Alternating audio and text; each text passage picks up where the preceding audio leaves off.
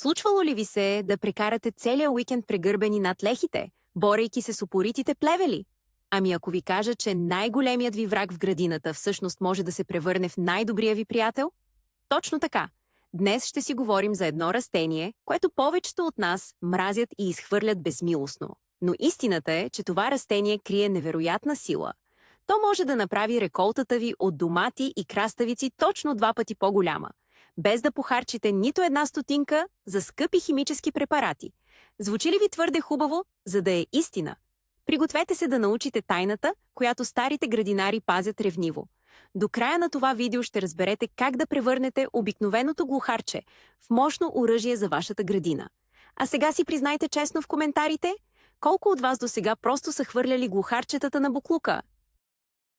За да разберем защо това работи толкова добре, трябва да се върнем малко назад във времето.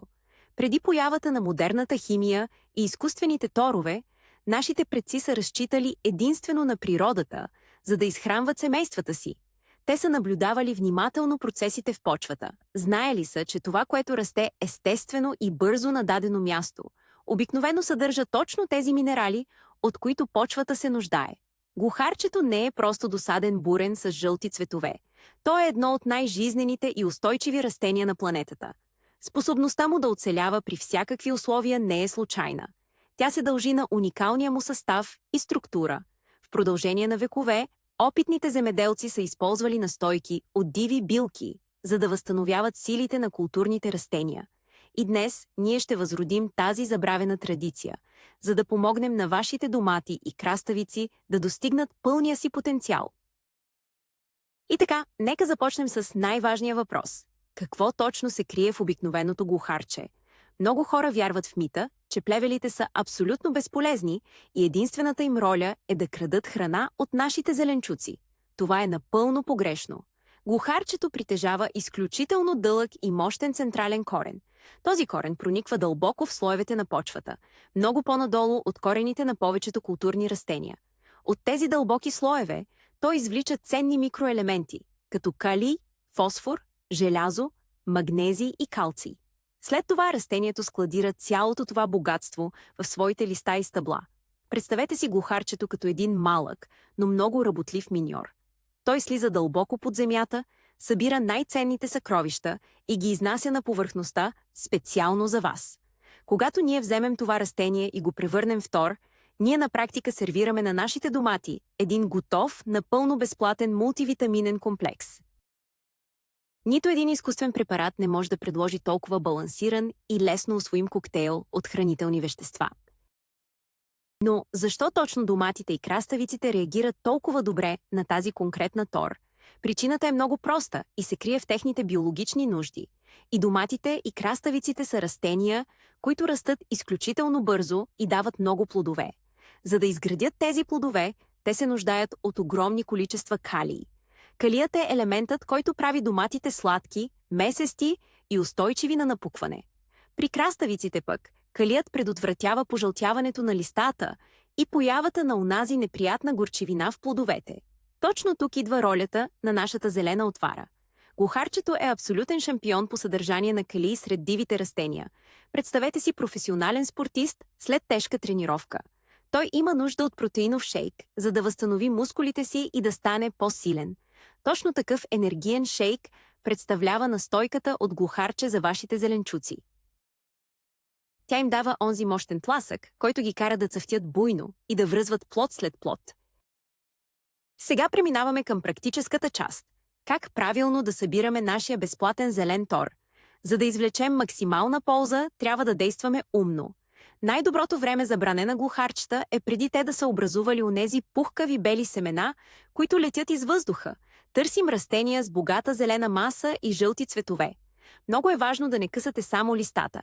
Използвайте малка лопатка или инструмент за плевене, за да извадите растението заедно с целия му дълъг корен. Както вече разбрахме, именно в корена се крие огромна част от магията. Ето ви един ярък пример. Представете си, че отивате да берете ябълки, но вземате само тези, които са паднали на земята, а оставяте най-хубавите на дървото. Точно това правите, ако оставите корена в почвата. Още нещо много важно – не мийте събраните растения. По корените им остава малко пръст, която съдържа полезни почвени бактерии. Тези бактерии ще ни бъдат изключително нужни за следващия етап от нашата работа. След като сме събрали достатъчно материал, е време да забъркаме нашата вълшебна отвара. Рецептата е до болка проста, но изисква спазване на някои правила. Ще ви трябва един голям пластмасов съд. Най-добре е да използвате кофа от 10 или 20 литра.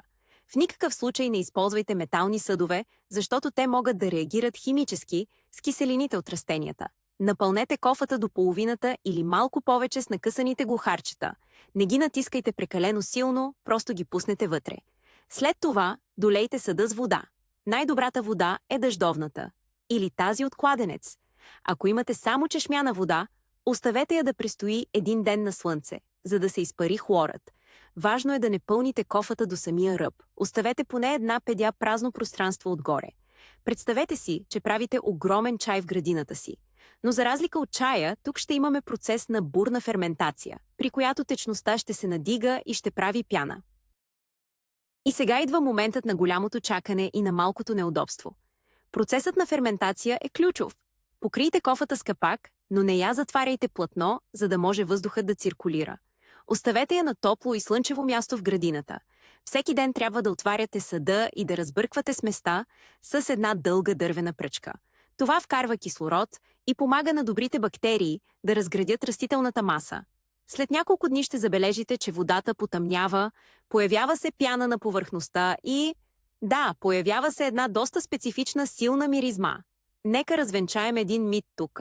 Много хора мислят, че щом мирише лошо, значи нещо се е развалило и е опасно. Напротив. Тази остра миризма е абсолютното доказателство, че процесът върви перфектно и полезните вещества се освобождават във водата. Представете си тази кофа като малка, естествена химическа лаборатория. След около седмица или 10 дни, когато пяната изчезне и миризмата леко отслабне, вашият течен концентрат от зелено злато е напълно готов. Идва ред на най-отговорната стъпка. Как точно да поливаме нашите растения, за да не им навредим? Тук много начинаещи градинари правят фатална грешка. Те си мислят, че щом торът е натурален, колкото повече сложат, толкова по-добре. Това е огромен мит. Нашата настойка от глухарче е изключително силна и концентрирана. Ако полеете директно с нея, рискувате да изгорите нежните корени на доматите и краставиците. Затова трябва да я разредим. Правилото е 1:10. Вземате 1 литър от тъмната течност и я изсипвате в 10 литра чиста вода. Едва тогава сместа е готова за употреба. Представете си го така. Ако сте болни и лекарят ви изпише силен сироп за кашлица, вие пиете по една лъжичка, а не изпивате цялото шише наведнъж. Същото е и с растенията. Поливайте винаги в основата на корена, върху предварително леко влажна почва. Никога не поливайте с сух тор, върху суха земя. Кога и колко често трябва да прилагаме тази процедура, за да видим двойната рекулта? Времето от деня има огромно значение. Никога не подхранвайте растенията по обяд, когато слънцето е най-силно. Най-доброто време е рано сутрин, преди жегата или късно вечер, когато слънцето залязва. Така корените имат достатъчно време да усвоят спокойно всички полезни елементи. Относно честотата, не прекалявайте. Растенията се нуждаят от баланс. Започнете да подхранвате доматите и краставиците с тор от глухарчета 2 или 3 седмици, след като сте ги засадили в градината. След това повтаряйте процедурата веднъж на всеки 14 дни. Този ритъм е идеален по време на цъфтежа и когато започнат да се оформят малките плодчета. Представете си, че изграждате хранителен режим за вашите зеленчуци. Закуска и вечеря в точните дни, без преяждане, но с достатъчно енергия за активен растеж. Този постоянен ритъм ще осигури непрекъснат поток от храна, точно когато растенията изразходват най-много сили. Но ползите от нашата тор от глухарче не спират само до подхранването. Има още няколко страхотни бонус ефекта, за които малко хора знаят. Първо, тази специфична настойка помага за отблъскването на някои вредители. Силната миризма, която остава в почвата, обърква насекомите, които се опитват да нападнат вашите краставици. Освен това, редовното поливане с този разтвор подобрява самата структура на почвата. Той привлича дъждовните червеи, които са най-добрите помощници на всеки градинар. Червеите разрохват земята и я правят въздушна. Представете си, че с едно поливане вие не само давате храна, но и изграждате невидим защитен щит около вашите насаждения. Единственото нещо, за което трябва да внимавате, е ако сте използвали глухарчета с вече пухкави семена. Уверете се, че настойката е ферментирала достатъчно дълго, за да се разградят семената. Иначе рискувате да посеете нови плевели директно в лехите си. Спазвате ли тези прости правила? Успехът ви е гарантиран. Ето как се стига до големия обрат в нашата градинарска история. Най-мразеният плевел, онова досадно глухарче, с което се борим всяка пролет, се оказва истинско зелено злато. Вместо да тровите земята си с скъпи и изкуствени химикали, природата вече ви е дала идеалното решение напълно безплатно. Нека обобщим най-важното. Събирате глухарчетата заедно с корените, накисвате ги във вода за около седмица до 10 дни, докато ферментират. След това задължително разреждате 1 литър от тази мощна смес в 10 литра чиста вода и поливате вашите домати и краставици веднъж на 2 седмици. Резултатът – растенията стават по-здрави, цъфтят по-обилно, а реколтата ви може буквално да се удвои. Благодаря ви, че останахте до края на това видео. Ако тази информация ви е била полезна, моля, абонирайте се за канала, натиснете бутона за харесване и споделете видеото с приятели градинари. А сега имам един въпрос към вас, на който ще чакам отговорите в коментарите. Използвате ли други необичайни плевели или растения за направата на домашна тор във вашата градина? Споделете опита си с нас!